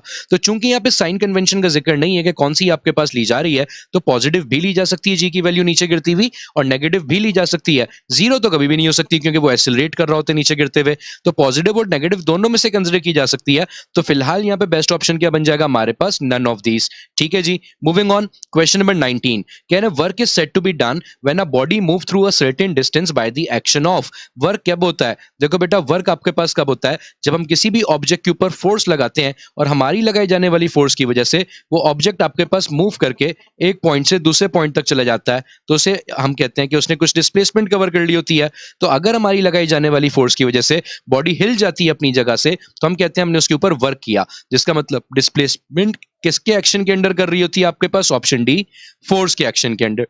ठीक है बेटा, तो करेक्ट ऑप्शन हो जाता है 19 का D, force. Moving on, question number 20 में कह रहे हैं a wave has the speed of 0.5 metre per second. ठीक है, स्पीड आ गई वेव की आपके पास 0.5 मीटर पर सेकंड। वेवलेंथ हमारे पास कितनी आ गई 1.5 मीटर्स। कह रहे हैं what is the period of the wave, time period निकाल के दिखाइए, आओ निकाल लेते हैं। देखो बेटा टाइम पीरियड का फॉर्मूला कैसे बनेगा, हमें मालूम है कि भाई फ्रीक्वेंसी बराबर होती है v अपॉन लैम्डा के, और फ्रीक्वेंसी खुद किसके बराबर होता है, रेसिप्रोकल ऑफ टाइम पीरियड के। तो 1 अपॉन टी का फॉर्मूला बन जाएगा v अपॉन लैम्डा, और टाइम पीरियड का सर बन जाएगा इस तरह से लैम्डा अपॉन वी। लैम्डा दिया हुआ है 1.5 और v दिया हुआ है 0.5, पॉइंट से पॉइंट कट गया, 5 1 5, 5 3 15। तो टाइम पीरियड कितना आ गया हमारे पास, सिंपली 3 सेकंड्स। तो करेक्ट ऑप्शन क्या हो जाएगा आपके पास, इसका आपके पास अच्छा 3 सारे यूनिट्स मीटर लिखे हुए, तो यहाँ पे एक छोटी सी गलती है, इन सारे यूनिट्स को मीटर से हम लोग सेकंड लिख देते हैं बेटा। ठीक है, क्योंकि टाइम पीरियड निकाला हम लोगों ने। तो आपके पास करेक्ट आंसर क्या आ जाएगा हमारे पास 3 seconds, which is option B. सही है भाई, मूविंग ऑन, क्वेश्चन नंबर 21 में कह रहे हैं the radio tracers dash the production of cancer cells. देखो आपके पास बॉडी के अंदर हमारे पास जो रेडिएशन थेरेपी की जाती है जिससे कैंसर सेल्स को लोकेट भी किया जाता है आपके पास, तो वो जो रेडियो ट्रेसर्स होते हैं वो एक्चुअली रेडियो एक्टिव एलिमेंट्स होते हैं सिंपली आपके पास, जो कि बॉडी में इंसर्ट किए जाते हैं ताकि हम लोग ट्रेस भी कर सके कैंसरस सेल्स का है। और साथ ही साथ वो रेडियो ट्रेसर्स क्या करते हैं, उन कैंसरस सेल्स को डैमेज भी करते हैं। डैमेज करने की वजह से कैंसरस सेल्स की जो क्वांटिटी होती है वो क्या हो जाती है हमारे पास, कम हो जाती है। तो करेक्ट ऑप्शन क्या बन जाएगा आपके पास, ऑप्शन बी, डिक्रीज। ठीक है, मूविंग ऑन, क्वेश्चन 22 कह रहे हैं in medical scanning dash rays are used. इनमें से कौन सी रेज हैं जो मेडिकल स्कैनिंग में यूज होती हैं, फोटोन, एक्स, बीटा और वाइट। मेरे ख्याल से ये सबसे आसान सवाल है, ये तो आप सब लोगों को पता होता है कि जब भी हमारा कोई फ्रैक्चर वगैरह हो जाता है या फिर हमारे किसी बोन्स में कोई प्रॉब्लम हो जाती है तो हम सबसे पहले क्या करवाने जाते हैं, एक्सरेज करवाने जाते हैं, क्योंकि एक्सरेज हमारी बॉडी के जो सॉफ्ट टिश्यूज होते हैं उनमें से पास हो जाती है जबकि बोन्स में एब्जॉर्ब हो जाती है, जिसकी वजह से हम लोगों को उसकी इमेज मिलती है, और उस इमेज को फिर हम लोग एक फॉस्फोरस शीट के ऊपर आपके पास प्रोजेक्ट करवा के से अपने पास चेक कर लेते हैं भाई एक्सरेज कैसी बनती हुई आ रही हैं। ठीक है बेटा, तो आपके पास उस इमेज को भी नॉर्मली एक्सरे कहा जाता है, लेकिन एक्सरे एक्चुअली वो फोटोन है जो कि इंसिडेंट करवाया जाता है बॉडी के ऊपर। तो मेडिकल स्कैनिंग में ज्यादातर हम कौन सी यूज कर रहे होते हैं भाई, एक्सरेज यूज कर रहे होते हैं इन चारों में से। मूविंग ऑन 23 में कह रहे हैं how many curies are there in 10 की पावर 10 बैकरेल। अभी हमने पीछे भी देखा था कि आपके पास बैकरेल जो है वो रेडियो एक्टिविटी का यूनिट होता है, इसी तरह से रदरफोर्ड भी एक रेडियो एक्टिविटी का यूनिट है, और उसी तरीके से बेटा क्यूरी भी एक रेडियो एक्टिविटी का यूनिट है। और ये बात याद रखिएगा कि 1 क्यूरी जो होता है ये बराबर होता है हमारे पास 3.7 एक्सपोनेंट 10 बैकरेल्स के। अब ये कह रहे हैं 10 की पावर 10 बैकरेल को कन्वर्ट करके दिखाओ क्यूरी के अंदर, तो उसको डिवाइड कर देंगे सिंपली किससे उठा के, 3.7 एक्सपोनेंट 10 से। तो 10 से 10 कट गए आपके पास, ये बच गया 1 डिवाइडेड बाय 3.7। ठीक है, अगर मैं यहाँ पे पॉइंट लगा दूंगा तो यहाँ पे क्या लग जाएगा आपके पास 10। सही है सर। तो अब आपके पास वैल्यू क्या आएगी आओ देखते हैं। तो 37 को हमने डिवाइड करना है सिंपली किससे, 10 से। सॉरी 10 को डिवाइड करना है 37 से, पहले तो मैंने पॉइंट लगा दिया, ये बन गया 100 आपके पास। ठीक है, 37 टू हो जाएगा आपके पास यहाँ पे 74, और पीछे बच जाएगा हमारे पास 26। तो पॉइंट में 2 वाली आ गई हमारे पास सबसे पहले, फिर मैंने पॉइंट लगा के यहाँ पे आपके पास 0 लगा दिया। ठीक है, तो ये हो गया आपके पास 260। अब अगर आपको 37 का टेबल आता है तो फिर ये आसानी हो जाएगी हमारे पास। अब 37 को अगर मैं सिंपली मल्टीप्लाई करता हूँ आपके पास 7 से, तो बेटा आपके पास ये बन जाता है हमारे पास 259। अगर ये 259 बन गया तो 1 बचा, तो आंसर हमारे पास तकरीबन कितना आ गया इसका, 0.27। और 0.27 किस में आ रहा है सर, आपके पास क्यूरीज के अंदर आ रहा है। तो करेक्ट ऑप्शन क्या हो जाएगा, 0.27 curie, which is option C. ठीक है जी, मूविंग ऑन क्वेश्चन नंबर 24 में कह रही थी hydrogen atom can not produce, hydrogen atom इनमें से क्या प्रोड्यूस नहीं कर सकता, अल्फा बीटा एक्स रेज। पहली बात याद रखिएगा, हाइड्रोजन का जो पहला आइसोटोप है वो तो इनमें से कुछ भी प्रोड्यूस नहीं कर सकता, लेकिन हाइड्रोजन के जो आपके पास रेडियो एक्टिव आइसोटोप होते हैं सच एज हमारे पास ट्रीटियम, तो ट्रीटियम इनमें से क्या प्रोड्यूस नहीं कर सकता, वो देखते हैं। ट्रीटियम के अंदर आपके पास क्या होता है बेटा, ट्रीटियम का जो एटम होता है उसके न्यूक्लियस में हमारे पास एक प्रोटॉन होता है और 2 न्यूट्रॉन्स होते हैं। तो सर ले दे के हमारे पास पहले ही आंसर सही हो जाता है, अल्फा रेस प्रोड्यूस नहीं कर सकता आपके पास। क्यों? क्योंकि अल्फा रेस खुद क्या होते हैं भाई, हीलियम के न्यूक्लियाई होते हैं, और हीलियम के न्यूक्लियाई का मतलब वहां पे He42 होना चाहिए, यानी कि 2 प्रोटॉन और 2 न्यूट्रॉन होने चाहिए आपके पास, वो है ही नहीं सर यहाँ पे। अगर 2 प्रोटॉन और 2 न्यूट्रॉन नहीं मौजूद तो इसका मतलब आपके पास अल्फा रेस प्रोड्यूस नहीं हो सकती, बीटा रेस हो सकती हैं, क्योंकि आपके पास न्यूट्रॉन्स मौजूद हैं इसके अंदर, और न्यूट्रॉन जो है वो डिके होकर आपके पास बन जाता है प्रोटॉन के अंदर, इलेक्ट्रॉन के अंदर, और एंटी न्यूट्रिनो बनता है आपके पास वहां पे। ठीक है, एक्सरेज भी कभी कभार हमारे पास हो सकती हैं। एक्सरेज का जो आपके पास कॉन्टिन्यूअस स्पेक्ट्रम होता है वो कब होता है, जब फास्ट मूविंग इलेक्ट्रॉन्स अगर हमारे पास हाइड्रोजन के न्यूक्लियस या उसके इलेक्ट्रॉनिक स्टेट्स के दरमियान से गुजर रही होंगी, तो वहां पे उनकी स्पीड रिड्यूस हो जाती है, और रिड्यूस होने की वजह से वो अपने अंदर से एक्सरेज एमिट करते हैं। लेकिन ये बहुत ही इनएफिशिएंट एक्सरेज होती हैं, बट ये की जा जरूर जा सकती हैं आपके पास। तो अल्फा रेज वो वाहिद रेज हो गई जो कि हाइड्रोजन से प्रोड्यूस नहीं की जा सकती हैं आपके पास। ठीक है भाई, मूविंग ऑन क्वेश्चन नंबर 25 में कह रहे हैं monoatomic gas is heated from temperature T1 and T2 under 2 different conditions, one at constant volume, एक दफा कांस्टेंट वॉल्यूम पे हीट करके T1 से T2 तक लेके गए, और एक दफा हम लोग कांस्टेंट प्रेशर के ऊपर T1 से T2 तक लेके गए। कहने so the change in you, change in you का मतलब चेंज इन इंटरनल एनर्जी पूछ रहे हैं आपसे। देखो बेटा, इंटरनल एनर्जी का जो चेंज है वो डायरेक्टली आपके पास सिर्फ किस पे डिपेंड करता है, वो डिपेंड करता है हमारे पास टेम्परेचर के ऊपर। जितना बॉडी का टेम्परेचर होता है उतनी उसकी इंटरनल एनर्जी होती है। अब अगर ये कह रहे हैं कि टेम्परेचर का चेंज दोनों के लिए सेम है, दोनों के अंदर हम टेम्परेचर को कहां से लेके जा रहे हैं, T1 से लेके T2 तक लेके जा रहे हैं आपके पास। अगर दोनों के लिए टेम्परेचर सेम है आपके पास, तो इसका मतलब आपके पास दोनों के लिए इंटरनल एनर्जी का चेंज भी क्या हो जाएगा, सेम हो जाएगा। तो करेक्ट ऑप्शन क्या बन जाएगा सर आपके पास, option C, same for both. ठीक है जी।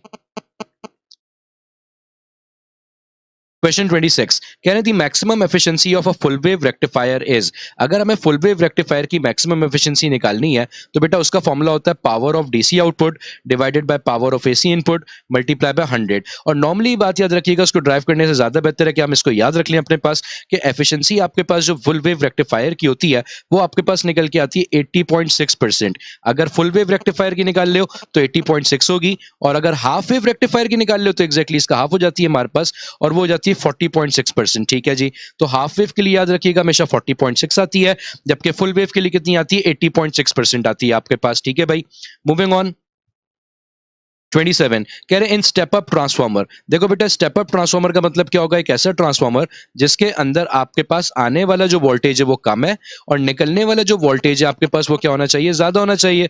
अगर निकलने वाला वोल्टेज ज्यादा होना चाहिए हमारे पास, जिसका मतलब primary voltage is lower and secondary voltage is higher, तो इसका मतलब क्या हो गया, सेकेंडरी वोल्टेज प्राइमरी वोल्टेज के मुकाबले में बड़ा होना चाहिए। अब ढूंढ लो कौन सा ऑप्शन इसके साथ वैलिडेट हो जाता है। सर ऑप्शन डी हो जाता है, बाकी तो कोई भी नहीं बन रहा। बाकियों में तो आपके पास या तो बराबर या बड़ा लिखा गया वीपी को, तो आपके पास करेक्ट ऑप्शन क्या हो जाएगा हमारे पास, VS is greater than VP. ठीक है, मूविंग ऑन, क्वेश्चन नंबर 28 कह रहे हैं ripple factor of a full wave rectifier is. एक फुल वेव रेक्टिफायर का जो रिपल फैक्टर होता है बेटा, उसका फॉर्मूला हमारे पास क्या होता है वो देख लेते हैं अपने पास। वैसे तो चाहे तो हम लोग इस चीज को भी याद रख सकते हैं अपने पास, क्योंकि आपके पास बार बार कैलकुलेशन करने से जब आंसर सेम ही आना है तो याद करके चले जाओ ये वैल्यू सिंपली। अब उसका फॉर्मूला रिपल फैक्टर का आपके पास होता है VRMS divided by DC voltage, इसका होल स्क्वायर -1। आरएमएस वैल्यू जो होती है बेटा आपके पास वो बराबर होती है पीक वोल्टेज डिवाइडेड बाय √2 के, और डीसी वोल्टेज की जो वैल्यू होती है वो बराबर होती है 2 times off peak voltage divided by pi के। अब ये सब कुछ रूट में लिखा हुआ है और ये होल स्क्वायर में आपके पास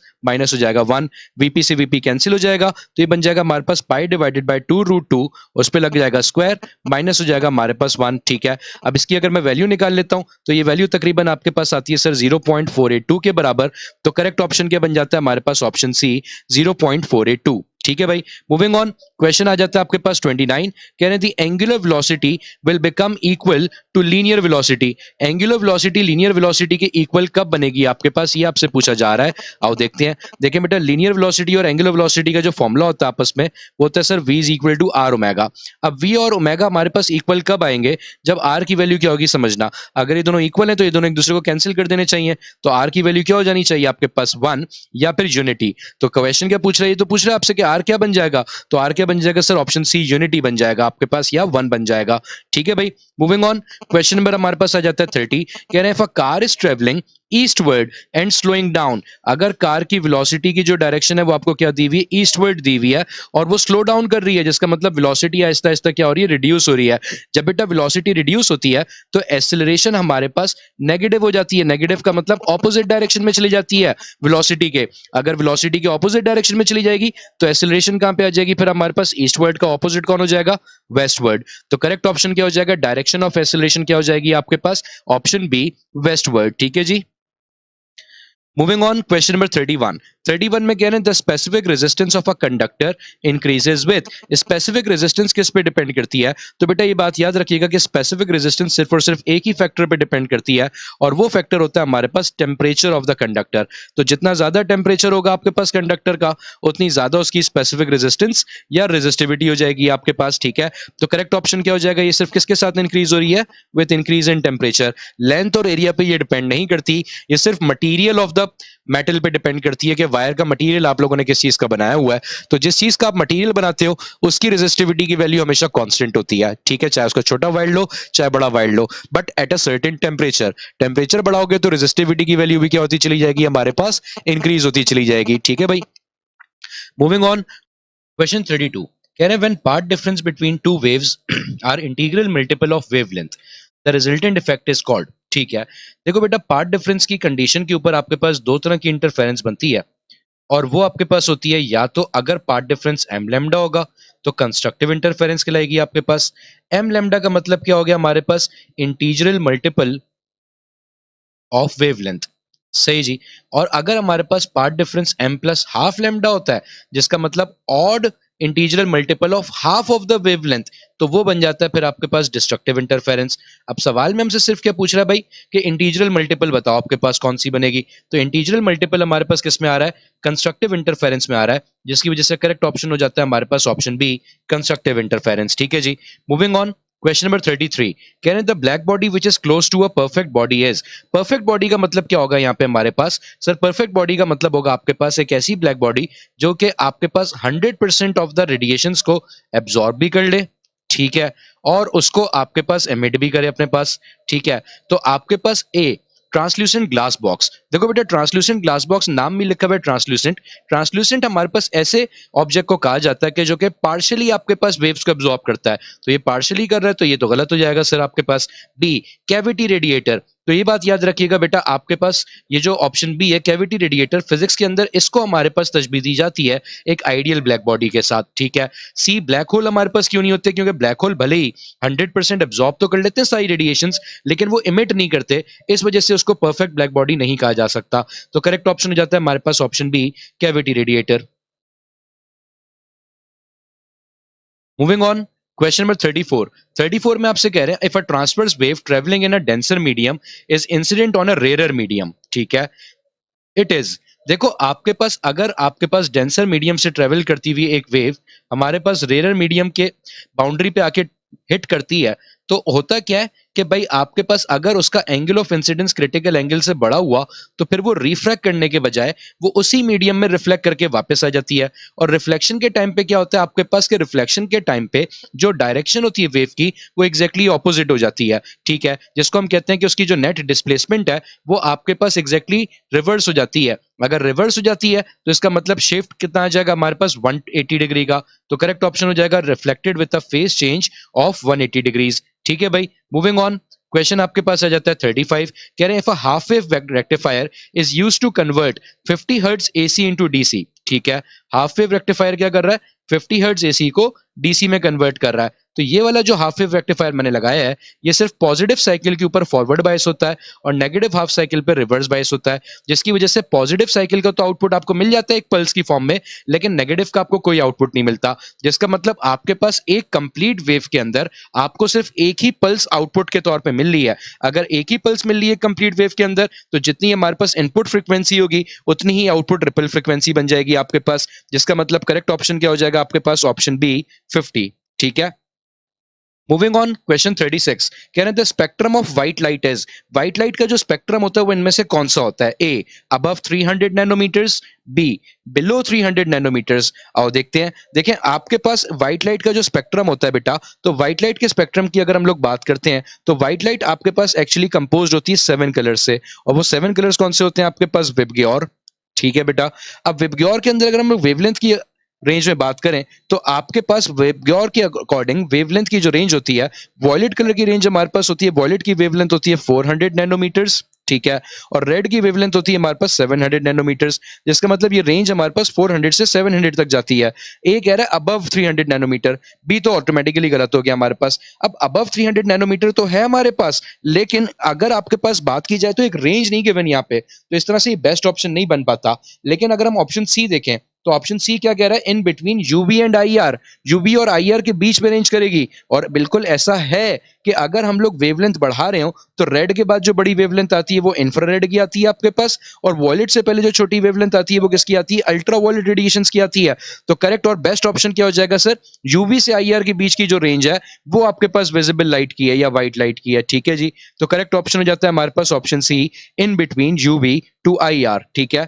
मूविंग ऑन, क्वेश्चन नंबर 37, कह रहे हैं electric field at a point varies as R की पावर 0, यानी कि डिस्टेंस पे डिपेंड किसकी इलेक्ट्रिक फील्ड नहीं करती, ए में कह रहे हैं a plane infinite sheet of charge. अगर इन्फिनिट शीट ऑफ चार्ज की हम लोग बात करते हैं, यानी कि एक ऐसी शीट जिसपे आपके पास इन्फिनाइट चार्ज स्टोर्ड है लेकिन उसकी चार्ज डेंसिटी यूनिफॉर्म है, तो अकॉर्डिंग टू गॉस उसकी इलेक्ट्रिक फील्ड का फॉर्मूला होता है sigma upon 2 epsilon naught. B में कह रहा है पॉइंट चार्ज, पॉइंट चार्ज की इलेक्ट्रिक फील्ड का जो फॉर्मूला होता है वो होता है हमारे पास E is equal to K Q divided by R square. तो ये तो सर आर के स्क्वायर के साथ वेरी कर रही है, तो बी तो गलत हो जाता है। सी इलेक्ट्रिक डायपोल, डायपोल का जो आपके पास बेटा हमारे पास इलेक्ट्रिक फील्ड निकाली जाती है वो इनवर्सली आपके पास रिलेट करती है आर के क्यूब के साथ, तो ये भी गलत हो जाता है आपके पास। डी में कह रहे हैं line of charge of infinite length, हमारे पास इन्फिनाइट लेंथ के ऊपर आपके पास क्या है, आपने एक लाइन ऑफ चार्जेस बिछा दी इस तरह से, ठीक है। अब उसके अराउंड जो इलेक्ट्रिक फील्ड होगी उसका फॉर्मूला हमारे पास कैसे निकाला जाता है, वो इलेक्ट्रिक फील्ड बेटा इनवर्सली रिलेट करती है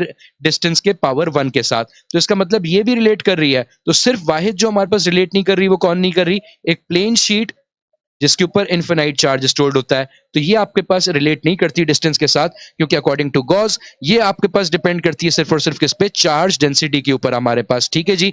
तो करेक्ट ऑप्शन क्या हो जाता है हमारे पास, ऑप्शन ए।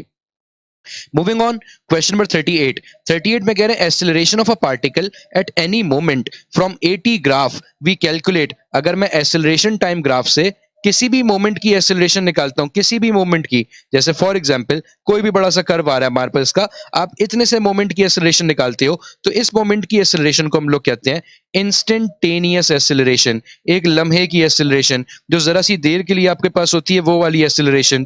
तो आपके पास करेक्ट ऑप्शन क्या हो जाता है कि किसी भी मोमेंट की एक्सेलरेशन को हम क्या बोल रहे होंगे? ऑप्शन बी, इंस्टेंटेनियस एक्सेलरेशन बोल रहे होंगे। ठीक है भाई, मूविंग ऑन, क्वेश्चन नंबर 39 कह रहे हैं work done by magnetic force on charged particle in presence of perpendicular magnetic field is. देखो बेटा, जब परपेंडिकुलर मैग्नेटिक फील्ड मौजूद होती है और उसके अंदर चार्ज पार्टिकल को प्रोजेक्ट करवाया जाता है, तो उसके ऊपर आपके पास जो perpendicular component of force act करता है वो उसको रोटेट करवाता है। रोटेट करवाता है, इसका मतलब मैग्नेटिक फोर्स यहाँ पे किसके तौर पे एक्ट कर रही होती है? सेंट्रीपिटल फोर्स के तौर पे। और सेंट्रीपिटल फोर्स की वजह से जो वर्क डन होता है वो हमेशा याद रखिएगा, वो कितना होता है आपके पास? जीरो, क्योंकि centripetal force is always directed towards the centre of the circle और पोजीशन टेंजेंशियल हो जाती है, तो उसकी वजह से एंगल कितना बन जाता है? 90 डिग्री, और आपके पास ओवरऑल वर्क कितना हो जाता है? जीरो। तो हमेशा याद रखना, कोई भी बॉडी अगर सर्कल में मूव कर रही है तो उसका टोटल वर्क डन कितना हो रहा है हमारे पास? जीरो हो रहा है आपके पास। ठीक है, तो यहाँ पे करेक्ट ऑप्शन क्या हो जाएगा हमारे पास? Option B, zero. Question 40 कह रहे हैं primary and secondary powers of a transformer are 200 watt and 100 watt respectively, the efficiency of a transformer is. देखो बेटा, एफिशिएंसी का फॉर्मूला होता है आपके पास output power divided by input power. Output निकल रहा होता है सेकेंडरी कॉइल से और इनपुट आ रहा होता है प्राइमरी कॉइल पे। सेकेंडरी की पावर आपको दी हुई है 100 वॉट और प्राइमरी की दी हुई हम लोगों को 200। ठीक हो गया, 100 से 200 कैंसिल हो गए, ये कितना हो गया हमारे पास? 0.5, और परसेंटेज में लाने के लिए 100 से मल्टीप्लाई कर देते हैं, तो ये कितने परसेंट बन जाएगी हमारे पास? 50%। तो करेक्ट ऑप्शन हो जाएगा सर आपके पास ऑप्शन ए, 50%। ठीक है जी, मूविंग ऑन, क्वेश्चन नंबर आपके पास आ जाता है 41 कह रहे हैं the wavelength of matter which wave is independent of. आपके पास किसी भी वेवलेंथ का जो किसी भी मैटर की जो वेवलेंथ होती है वो किस पे डिपेंड नहीं करती। आओ जरा पहले तो देखते हैं। देखो, according to de Broglie wavelength बराबर होती है सर आपके पास h अपॉन p के। ठीक है, या फिर इसको हम ऐसे भी लिख सकते हैं h अपॉन mv, क्योंकि आपके पास मोमेंटम का फॉर्मूला होता है मास इनटू वेलोसिटी। तो इसका मतलब सर मास पे भी डिपेंड कर रही है, वेलोसिटी भी कर रही है। क्या काइनेटिक एनर्जी पे करेगी? भाई काइनेटिक एनर्जी का अपना फॉर्मूला होता है 2m जिसका मतलब सॉरी मोमेंटम का फॉर्मूला होता है 2m जिसका मतलब मोमेंटम खुद किस पे डिपेंड करता है? काइनेटिक एनर्जी पे। तो अगर मोमेंटम चेंज होगा तो काइनेटिक एनर्जी भी चेंज होगी, इसका मतलब काइनेटिक एनर्जी पे भी डिपेंड कर रही है सर आपके पास। तो एक वाहिद चीज जिस पे वो डिपेंड नहीं कर रही वो कौन है आपके पास? ऑप्शन डी, चार्ज पे डिपेंड नहीं करती आपके पास ये वेवलेंथ। ठीक है बेटा, मूविंग ऑन, 42 कह रहे व्हेन नो हीट एंटर्स और लीव्स द सिस्टम, एक ऐसा सिस्टम जिसको आपने बिल्कुल आइसोलेट किया हुआ है, जिसके अंदर ना ही हीट हमारे पास जा सकती है ना ही हीट उस सिस्टम से अंदर आ सकती है, आपके पास ना हीट जा सकती है ना ही सिस्टम से बाहर आ सकती है, तो ऐसे सिस्टम के प्रोसेस को हम लोग कहते हैं आपके पास एडियाबैटिक प्रोसेस। क्योंकि adiabatic process is such a process जिसमें आपके पास हीट का फ्लो कितना कर दिया जाता है? जीरो। तो करेक्ट ऑप्शन क्या हो जाएगा हमारे पास? Option B, adiabatic process. ठीक है भाई, मूविंग ऑन, क्वेश्चन नंबर 43 कह रहे इफ प्लूटोनियम 94238, इसका भाई आपको चार्ज नंबर कितना बता दिया यहाँ पे? 94, सही है, और एटॉमिक मास कितना बता दिया आपके पास? 238। कह रहे हैं डिके एन अल्फा पार्टिकल, ये क्या कर रहा है आपके पास? अल्फा पार्टिकल डिके कर रहा है आपके पास। एक अल्फा पार्टिकल अगर डिके कर रहा है तो इसका मतलब इक्वेशन कैसे लिखी जाएगी? देखो, इक्वेशन हो जाएगी Pu 94, नीचे लिख दिया 238। इसने अल्फा पार्टिकल डिके किया सर, अल्फा का मतलब होता है हीलियम का न्यूक्लियाई, तो पीछे क्या बच जाएगा? चार्ज में से, अच्छा पहली बात इसी की सीक्वेंस में लिख लेते हैं, He42 की बजाय क्या लिखा जाएगा फिर आपके पास? He24, क्योंकि चार्ज नंबर ऊपर लिखा जा रहा है और मास नंबर नीचे लिखा जा रहा है, तो चार्ज नंबर में से 2 माइनस हो जाएगा, कितना बच जाएगा आपके पास? 92। ठीक है, और मास नंबर में से 4 माइनस हो जाएगा तो कितना बच जाएगा? 234। तो इसका मतलब रिजल्टिंग चार्ज और मास नंबर कितने आ रहे हैं? 92 एंड 234। तो ढूंढ लो कौन सा करेक्ट ऑप्शन बन जाएगा सर? ऑप्शन बी बन जाएगा करेक्ट ऑप्शन आपके पास, 234 एंड 92। ठीक है बेटा, मूविंग ऑन, क्वेश्चन नंबर 44 कह रहे हैं find angular acceleration when delta omega is 250 rpm, यानी कि एंगुलर स्पीड का जो चेंज है वो हमारे पास कितना आ रहा है? 250 rpm आ रहा है आपके पास। अब ये rpm का मतलब होता है रोटेशंस पर मिनट। अगर ये रोटेशंस पर मिनट है तो पहले तो मुझे इसको SI यूनिट में लेके जाना पड़ जाएगा। SI यूनिट क्या होता है हमारे पास सर? रेडियन पर सेकंड। पीछे भी हम करके आए इसको, तो 2π/60 को हमें इससे मल्टीप्लाई डिवाइड करवाना पड़ जाएगा। एक जीरो से एक जीरो हमारे पास सिंपली क्या हो गया? कैंसिल हो गया आपके पास। ठीक है, और ये हो जाएगा हमारे पास 2 1 2 और 2 3 हमारे पास हो जाएंगे आपके पास यहाँ पे 6। ठीक है, तो आपके पास वैल्यू क्या बन जाएगी इस तरीके से अगर हम लोग देखते हैं तो वैल्यू हमारे पास कितनी आ गई सर? वैल्यू आपके पास आ गई 25 डिवाइडेड बाय 3, और ये आ गया हमारे पास किसमें? रेडियन पर सेकंड में। और साथ ही साथ एक चीज लगाना भूल गया, पाए, वो भी लगा देते हैं। तो डेल्टा ओमेगा कितना आ गया हमारे पास? 25/3 पाई रेडियन पर सेकंड। ठीक हो गया सर। टाइम कितना दिया हुआ है आपको 5 सेकंड्स, सही है। पूछा क्या अब आपसे यहाँ पे, आपसे पूछ रहे हैं कि आप ये बताइए एंगुलर एक्सीलरेशन कितनी निकलेगी। सर एंगुलर एक्सीलरेशन का फॉर्मूला होता है हमारे पास delta omega divided by delta T. अब डेल्टा ओमेगा हमारे पास कितना आ रहा है 25/3 और डेल्टा टी कितना आ रहा है हमारे पास सिंपली 5 आ रहा है, तो 5 से डिवाइड कर दिया, 5 1 5 हो जाएंगे आपके पास और 5 5 से 25 हो जाएगा। आगे क्या लिखा हुआ है सर आपके पास, पाई लिखा हुआ है, 5/3 बराबर होता है 1.6 के। ठीक है, 1.666 आता है, हम लोग ने अपनी आसानी के लिए 1.6 लिख लिया और पाई को हम अपनी आसानी के लिए कह देते हैं भाई 3.14 आ रहा है। तो जैसे ही मैं इन दोनों को मल्टीप्लाई करूंगा तो देखो आपके पास आंसर क्या बन जाएगा। आंसर हमारे पास हो जाएगा 6 4 जार 24, 2 पर चला गया कॉमन, 6 1 6 और 2 हो जाएंगे आपके पास 8, 6 3 हो जाएंगे 18। ठीक है भाई, तो आपके पास 1 4 4, 1 1 1 और 1 3 3 आ जाएंगे। ये बन जाएगा 4 8 और 4 12, 9 और 1 हो जाएंगे आपके पास 10 और 2 और 3 हो जाएंगे हमारे पास 5। तो देखो वैल्यू कितनी आ रही है, 3 डिजिट्स के बाद आपने पॉइंट लगाना है, तो वैल्यू आ रही है हमारे पास तकरीबन 5.024। अब ये एग्जैक्ट वैल्यू नहीं है मेरे पास, तो ये मुझे मालूम है कि इसके नियरेस्ट जो आंसर होगा मुझे वो चूज करना पड़ेगा। क्यों एग्जैक्ट नहीं है, क्योंकि पाई की वैल्यू भी बेटा 3.142 थी पूरी आपके पास और यहाँ पे भी 1.6666 आ रहा था। तो करेक्ट ऑप्शन इसके नियरेस्ट कौन सा जा रहा है 5.024 के, देख लीजिए अपने पास सर, वो हो रहा है आपके पास ऑप्शन ए 5.24 रेडियन पर सेकंड स्क्वायर। ठीक है, तो करेक्ट ऑप्शन यहाँ पे हमारे पास कितना हो जाएगा आपके पास, अगर हम अप्रोक्सीमेटली जाते हैं तो ये हो जाएगा 5.24 रेडियन पर सेकंड स्क्वायर, जो कि हमारा ऑप्शन ए है। ठीक है भाई, मूविंग ऑन। 45 कह रहे हैं the good absorbers of heat normally are, जो गुड एब्जॉर्बर्स होते हैं हीट के आपके पास, देखो उनके बारे में क्या चीज मशहूर होनी चाहिए। अगर वो हीट को एब्जॉर्ब अच्छा कर रहे हैं तो ए, क्या वो पुअर कंडक्टर कहलाएंगे, नहीं सर। बी, क्या वो गुड कंडक्टर कहलाएंगे, लाजमी नहीं है, मेजॉरिटी केसेस में यस। ठीक है, मेजॉरिटी केसेस में आपके पास यस वो गुड कंडक्टर्स कहलाते हैं आपके पास, लेकिन कुछ ऐसे आपके पास बैड कंडक्टर्स भी होते हैं जो कि आपके पास हीट के एब्जॉर्बर्स अच्छे होते हैं, सच एज आपके पास ब्लैक वुल। अब ब्लैक वुल जो है वो वैसे तो इंसुलेटर है हमारे पास करंट का, लेकिन उसके अंदर आपके पास हीट एब्जॉर्ब बहुत अच्छी हो जाती है।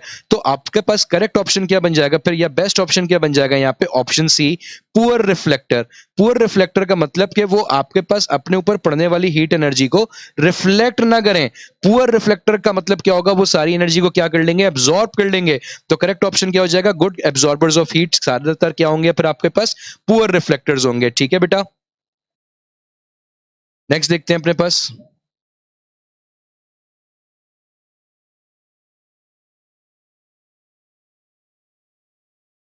चलें जी, नेक्स्ट है हमारे पास क्वेश्चन नंबर 46।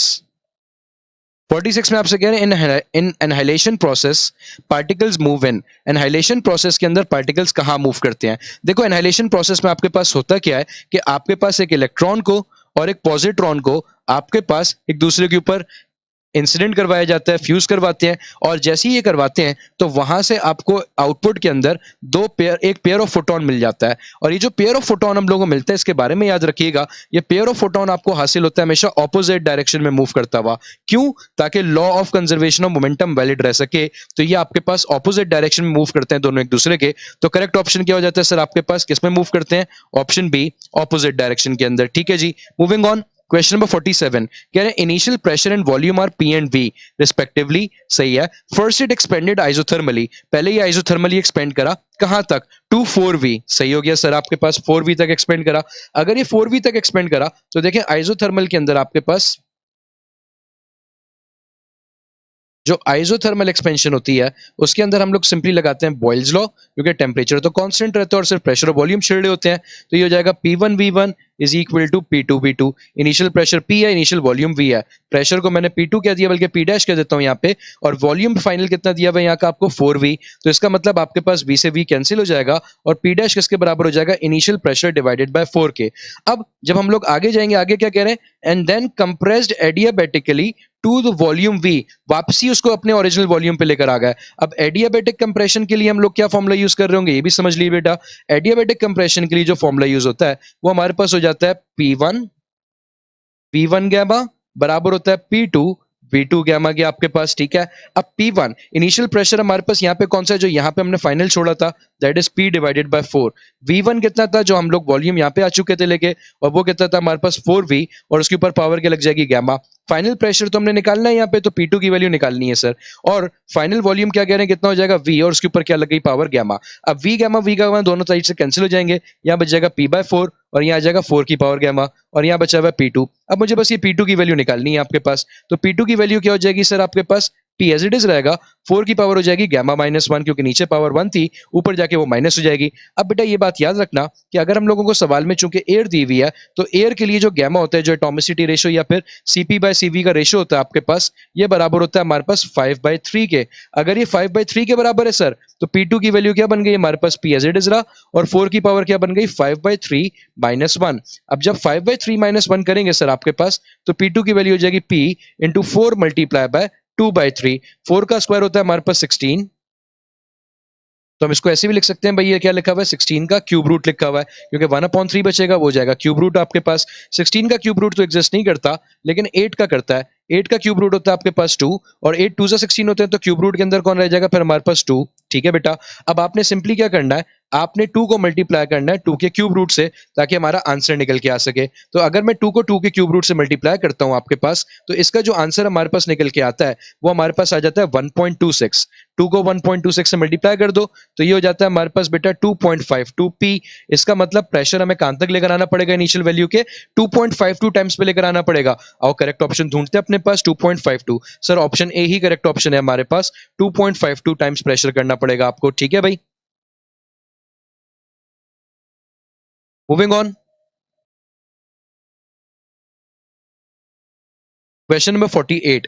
48 में आपसे क्या कह रहे हैं? कह रहे हैं a block of mass 50 kg slide over a horizontal distance of 1 metre. सही है, एक ब्लॉक है आपके पास, उस ब्लॉक को हम लोगों ने क्या किया, उसका मास है आपके पास लेट से 50 kg, उसको हम लोगों ने स्लाइड करवाया।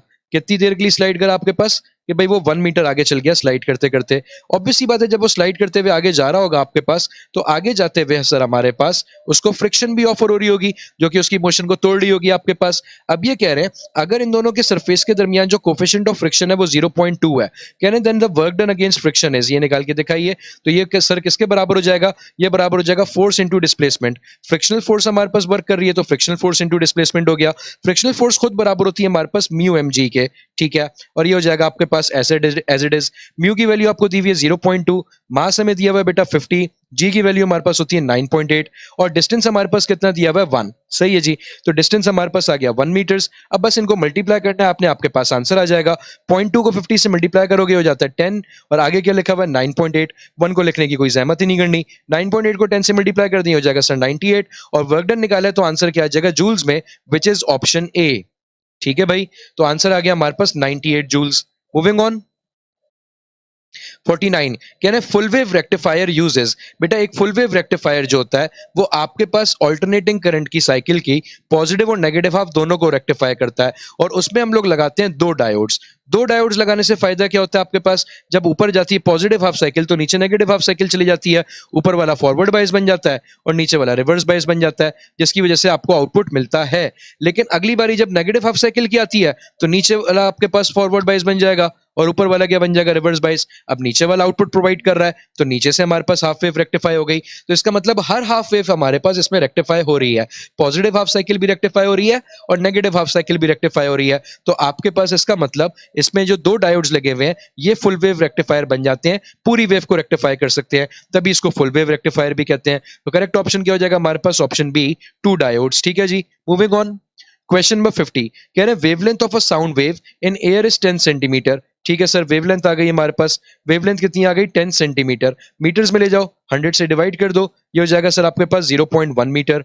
आगे कह रहे हैं what is the frequency of the sound wave. Normally बेटा ये बात याद रखिएगा कि साउंड वेव की जो स्पीड होती है वो हमारे पास नॉर्मल टेम्परेचर के ऊपर होती है 330 मीटर पर सेकंड। अब आपसे कह रहे हैं फ्रीक्वेंसी निकाल के दिखाओ, तो फ्रीक्वेंसी का फॉर्मूला हो जाता है स्पीड अपॉन वेवलेंथ। स्पीड कितनी निकली थी हमारे पास? 0.1, सॉरी स्पीड हमारे पास है 330। सही जी, और वेवलेंथ है 0.1, तो 330 को डिवाइड कर दिया 0.1 से, पॉइंट कटा, ऊपर एक जीरो ऐड हो गया, तो इसका मतलब आंसर कितना आ गया हमारे पास? 3300 हर्ट्ज। तो करेक्ट ऑप्शन क्या हो जाता है सर आपके पास? 3300 हर्ट्ज। ठीक है जी, मूविंग ऑन। क्वेश्चन 51। 51 में कह रहे हैं 100 वाटर हीटर इज यूज्ड। अच्छा जी, पावर आ गई हमारे पास सबसे पहले तो 100 वॉट्स। कह रहे हैं used to heat 500 gram of water. पानी का मास आ गया हमारे पास 500 ग्राम्स, और कहां से कहां तक हीट करें? 20 से 50 तक, तो डेल्टा टी कितना हो जाएगा? 50 - 20 यानी कि 30 डिग्री सेल्सियस। कह रहे हैं how long should the heater B switched on. कितनी देर के लिए इसको ऑन रखना चाहिए, टाइम बताइए। स्पेसिफिक हीट आपको कितनी बता दी यहाँ पे 4.2 जूल पर ग्राम डिग्री सेल्सियस। चूंकि इसकी वैल्यू ग्राम्स में है तो मैं मास को कन्वर्ट ना भी करूं तो कोई फर्क नहीं पड़ता, वरना मुझे इसको भी कन्वर्ट करना पड़ जाता है साथ साथ। अब देखें, पावर का फॉर्मूला होता है एनर्जी अपॉन टाइम, यहाँ चूंकि हीट एनर्जी की बात हो रही है तो ये हो जाएगा आपके पास Q अपॉन टी, और Q खुद किसके बराबर होता है, MC delta T divided by time. तो टाइम का फॉर्मूला क्या बन जाएगा हमारे पास, simply MC delta T divided by power, और वैल्यूज पुट करते हैं। मास हमारे पास कितना दिया हुआ है सर 500, C की वैल्यू हमें दी हुई है सर 4.2, ठीक है। डेल्टा टी टेम्परेचर का डिफरेंस कितना आ रहा है 30, और डिवाइड में हो रहा है पावर से, पावर कितनी 100, दो अंडों से दो अंडे कट गए हमारे पास। सिंपली 5 इंटू 4.2 होता है सर आपके पास 21, और 21 को मल्टीप्लाई करना है 30 से। 21 थ्री से अगर हम कर लें सिंपली तो ये हो जाता है 63, और एक अंडा लगा दो तो इसका मतलब यूनिट क्या आ गया आपके पास सेकंड, और टाइम निकाला आपने तो कितना आ गया 630 seconds. Now look for the correct option. है कोई? जी सर ऑप्शन सी करेक्ट है, तो हमारे पास ऑप्शन सी हो जाता है 630 metre per second, correct option आपका। मूविंग ऑन, क्वेश्चन नंबर 52, कह रहे हैं the phase angle between 2 points in a medium is 4 pi by 5, ठीक है। फेज एंगल हमारे पास कितना है 4 पाई बाय 5 है, सही हो गया सर। आगे क्या कह रहे हैं, what is the separation between these 2 points, मुझे नहीं पता कितनी, मैं मान लेता हूं भाई x है इन दोनों के दरमियान सेपरेशन। इफ द वेवलेंथ का फेज एंगल होता है बेटा आपके पास 2 पाई, बात याद रखिएगा। वेवलेंथ अगर एक कंप्लीट वेवलेंथ आती है तो उसका फेज एंगल होता है हमारे पास 2 पाई। क्यों? क्योंकि सर पहले तो 0 हो गया, अगला आता है पाई बाय 2 पे, फिर आता है पाई पे जिसको आप 180 डिग्री भी कहते हो, फिर आता है हमारे पास 3 पाई बाय 2 पे, और उसके बाद आता है हमारे पास 2 पाई पे। तो कंप्लीट वेव कब हो रही है हमारे पास 2 पाई पे, जिसका मतलब वेवलेंथ किस फेज एंगल को काउंटर करती है, वो करती है 2 पाई को, ठीक है। अब 2 पाई पे कह रहे हैं कितनी वेवलेंथ है हमारे पास भाई 5 मीटर्स है। आओ क्रॉस रिलेट कर देते हैं सिंपली अपने पास, तो हो जाएगा सर आपके पास 2 pi X is equal to 4 pi by 5 multiply by 5, 5 से 5 कट गया, पाई से पाई कट गया, 2 1 से 2 हो गया, 2 2 से 4 हो गया, तो x की वैल्यू कितनी आ गई हमारे पास, सिंपली ले देके 2 मीटर्स। तो करेक्ट ऑप्शन क्या बन गया सर आपके पास, ऑप्शन सी 2 मीटर्स, ठीक है जी। मूविंग ऑन, क्वेश्चन 53 में कह रहे हैं if a cell of EMF 2 volts and internal resistance of 0.5 ohms, ठीक है। एक सेल है जिसकी ईएमएफ कितनी है हमारे पास 2 वोल्ट्स है, इंटरनल रेजिस्टेंस कितनी है हमारे पास 0.5 ओम्स है, सही लिख दी सर आपने। आगे कह रहे हैं connected across a resistance R, इसको एक रेजिस्टेंस आर के साथ हम कनेक्ट कर देते हैं, ठीक हो गया। कह रहे हैं the current that flows is same, current जो इसमें फ्लो कर रहा है वो सेम है। पहले तो करंट निकाल लो कितना फ्लो कर रहा है, करंट का फॉर्मूला हो जाता है हमारे पास R प्लस आर। आगे कह रहे हैं same when a cell of EMF, एक और सेल आ गया तो इस वाली की ईएमएफ को 1 कह देते हैं और इंटरनल रेजिस्टेंस को R1 कह देते हैं। कह रहे हैं एक और सेल है E2 जिसकी ईएमएफ है और वो कितनी है हमारे पास 1.5 वोल्ट, और उसकी इंटरनल रेजिस्टेंस कितनी है हमारे पास 0.3 ओम्स, ठीक हो गया। कह रहे हैं अब इसी रेजिस्टर के अक्रॉस आपने लगा दिया और इसमें भी उतना ही करंट जा रहा है, तो इसके करंट की वैल्यू क्या हो जाएगी हमारे पास, इसका था E1 upon R plus R1, इसका हो जाएगा E2 upon R plus R2। चूंकि इन दोनों की वैल्यू सेम है तो इन दोनों को इक्वेट करवा सकते हैं। इक्वेट कैसे हो जाएगा, ये हो जाएगा E1 upon R plus R1 बराबर हो जाएगा हमारे पास E2 divided by R plus R2 के आपके पास, और वैल्यू पुट करते हैं। फर्स्ट ईएमएफ हमारे पास है 2, कैपिटल आर मुझे नहीं पता, R1 जो है हमारे पास वो है 0.5, अच्छा जी। सेकंड ईएमएफ हमारे पास है 1.5, कैपिटल आर मुझे नहीं पता, और R स्मॉल कितना है R2, यानी कि सेकंड ईएमएफ का जो इंटरनल रेजिस्टेंस है वो है 0.3, और इनको क्रॉस मल्टीप्लाई कर लेते हैं थोड़ा सा, लेकिन उससे पहले एक काम करते हैं, ये हो जाएगा 5 3 और ये हो जाएगा 5 4 आपके पास सिंपली। तो यहाँ पे हमारे पास 4 मल्टीप्लाई हो रहा है किससे, R प्लस 0.3 से, और 3 मल्टीप्लाई हो रहा है हमारे पास R प्लस 0.5 से, सही है सर। ये बन जाएगा 4R प्लस 1.2, सर ये बन जाएगा 3R प्लस 1.5, और इनको सॉल्व कर लेते हैं जल्दी से अपने पास। तो 4R माइनस 3R इस साइड पे आ जाएंगे और 1.2 1.5 के पास जाके माइनस हो जाएगा, तो हो जाएगा R इज इक्वल टू, इनको माइनस कर दें सर तो ये बच जाता है 0.3 ओम। तो R की वैल्यू हमारे पास कितनी आ गई sir, simply 0.3 ohms, which is option A, सही है भाई। मूविंग ऑन, क्वेश्चन 54 कह रहे radio active material decays by simultaneous emission of 2 particles. एक रेडियो एक्टिव एलिमेंट है जो कि कैसे डिके कर रहा है, साइमल्टेनियस इमिशन से, और ऐसे ही होता है रेडियो एक्टिव हमेशा साइमल्टेनियस इमिशंस करते हैं। और कह रहे हैं 2 पार्टिकल उसमें से इमिट हुए जिसकी वजह से उनकी हाफ लाइफ कितनी कितनी थी 1620 और 810 ईयर्स, ठीक है। तो पहली हाफ लाइफ मेरे पास कितनी आ गई, सॉरी इसको ब्लैक पेन से कर लेते हैं, पहली हाफ लाइफ मेरे पास कितनी आ गई 1620 ईयर्स, और दूसरी हाफ लाइफ कितनी आ गई हमारे पास भाई, ये आ गई सर 810 ईयर्स, ठीक है। अब आगे क्या कह रहे हैं आपके पास, कह रहे हैं इन years after which 1/4 of the material remain, 1/4 ये मटेरियल का कब रह जाएगा। तो पहले एक काम करते हैं, इसका ना टोटल लैम्डा निकाल लेते हैं, डिके कांस्टेंट। टोटल लैम्डा बराबर हो जाएगा पहले वाले का लैम्डा प्लस दूसरे वाले का। लैम्डा 1 हो जाता है हमारे पास 0.693 divided by first half life, और यहां आ जाएगा 0.693 divided by second half life. ठीक है भाई, 0.693 को कॉमन निकाल लेते हैं, तो ये हो जाएगा सर आपके पास सिंपली यहाँ पे हो जाएगा 1/1610 जो कि पहली हाफ लाइफ है। सही है जी, सॉरी 1620 है, और दूसरी हमारे पास कितनी है 810। अब 810 और 1620 का जो एलसीएम आएगा वो हमारे पास सिंपली आ जाएगा 1620, यहाँ पे आ जाएगा 1 + 2। ठीक है भाई, तो ये हो जाएगा हमारे पास सिंपली क्या 0.693 इंटू 3 डिवाइडेड बाय 1620। अब ये कैंसिल हो सकते हैं, इसको कैंसिल कर देते हैं, 3 1 3, 3 5 15 होता है, 1 और 2 12 हो गया, 4 आ गया और 0 एज इट इज आ गया। तो इसका मतलब वैल्यू कितनी आ गई 0.693 डिवाइडेड बाय 540। तो ये वैल्यू आ जाती है हमारे पास टोटल लैम्डा यानी कि डिके कांस्टेंट की। सही है, अब आओ इसके ऊपर लगाते हैं law of radio active decay. Law of radio active decay के आपके अकॉर्डिंग आपके पास बेटा n/n0 जो होता है यानी कि fraction of the element remaining जो होता है आपके पास, ये बराबर होता है सर आपके पास e की पावर माइनस लैम्डा टी के। सही हो गया। अब अगर मुझे यहाँ पे वैल्यूज पुट करनी है, देखो सवाल में क्या कह रहे हैं, n/n0 क्या है, कितना रह जाएगा ये मटेरियल हमारे पास 1/4 रह जाएगा। ठीक है, उसका मुझे टाइम बताना है आपके पास, यहाँ पे जिस टाइम में आपके पास ये कितना रह जाएगा 1/4, तो मुझे टी की वैल्यू चाहिए यहाँ से। अब ये कैसे निकालूंगा मैं टी की वैल्यू, और देखते हैं। तो n/n0 हमारे पास कितना हो जाएगा, n/n0 हो जाएगा सर आपके पास यहाँ से 1/4, क्योंकि सवाल में तो हमें लिख के दिया हुआ है कि n/n0 की वैल्यू हमारे पास कितनी आ रही है 1/4 आ रही है। सही है सर, लिख दिया 1/4। और यहाँ पे आपके पास क्या लिखा हुआ है, यहाँ पे हमारे पास लिखा हुआ है e की पावर माइनस लैम्डा टी। सही बेटा, अब अगर मुझे यहाँ से लैम्डा टी को नीचे उतारना है तो मुझे दोनों साइड्स पे क्या करना पड़ेगा, ln लगाना पड़ जाएगा ताकि मैं e को कटा सकूं। अब यहाँ पे जो ln लग रहा है वो ln किस पे लग रहा है 1/2 के स्क्वायर के ऊपर। ठीक हो गया सर, और यहाँ पे ln लग रहा है e की पावर माइनस लैम्डा टी के ऊपर। सही सर, 2 को नीचे उतार दिया, ln आ गया हमारे पास किसका 1/2 का। ln 1/2 का जो होता है ये बराबर होता है माइनस का 0.693 के, और यहाँ पे ln ने क्या करा, पावर को नीचे उतार दिया आपके पास, यानी कि माइनस लैम्डा टी नीचे उतर गया, आगे आ गया ln ऑफ ई।